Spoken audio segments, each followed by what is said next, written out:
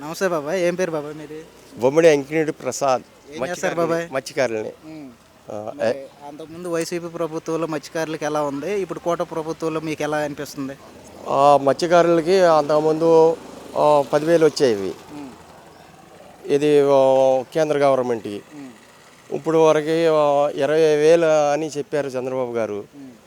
అసలు రూపాయి రాలా. అంటే ప్రభుత్వం ఏర్పడి ఇప్పుడే తక్కువ టైమే కదా, తర్వాత ఇస్తానని చెప్పి మాట్లాడుతున్నారు. అది ఇప్పుడు ఇచ్చిన దానికి ఇవ్వని దానికి ఇప్పుడు తేడా కనిపిస్తుంది కదా. ఇస్తాను అన్నదానికి ఇచ్చిన దానికి తేడాగానే కదా. ఇంకా వస్తాయి ఏదో ₹1 ఏదో పిల్లలకి ఇది కట్టుకుందాం స్కూల్కి అని అనుకుంటున్నాం.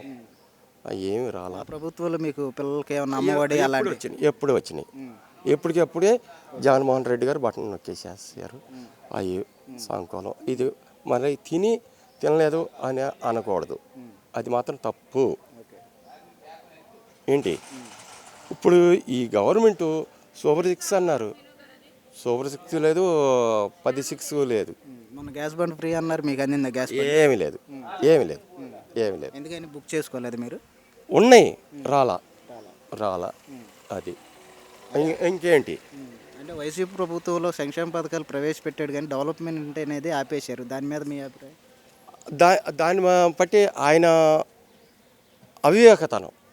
అంతేగాని అందరికీ మాట తప్పను మడం తిప్పను అన్నది ఆయన్ని అమలు చేశారు జగన్మోహన్ రెడ్డి గారు. అది వాస్తవం. అంత మంచి పనులు చేసినా కూడా జగన్మోహన్ రెడ్డి గారు ఎందుకని ఓడిపోయటానికి గల కారణం ఏమో మరి. ఇక అది ప్రభుత్వం తప్పు అనిపించింది ప్రజలకి. ఆయన మంచి చేసినా భగవంతుడు మెచ్చడు. అది భగవంతుడు అందరికీ మంచివాడే కాదు. కోటీశ్వరులకి కోట్లు ఇస్తున్నాడు. పేదవాడికి పని ఇస్తే చాలు అని అనుకునే వ్యక్తులు మేము. నాకు ఒక షాప్ పడితే నాకు ₹1 వస్తుందా అని నేను కృష్ణా నదిలోకి వెళ్ళే వ్యక్తిని నేను. అది అప్పుడు మీ వ్యాపారం ఎలా ఉండేది, ఇప్పుడు ఎట్లా ఉంటుంది మీ వ్యాపారం? అది ఎప్పుడు నార్మలే. మా కష్టం మాకు తప్పదు. వ్యాపారం అనేది నార్మలే, కానీ కాకపోతే మీకు అప్పుడు మత్స్యకారులకు 10,000 వేసారు, ఇప్పుడు అయితే ఏం అందట్లేదు. అస్సలు లేదు.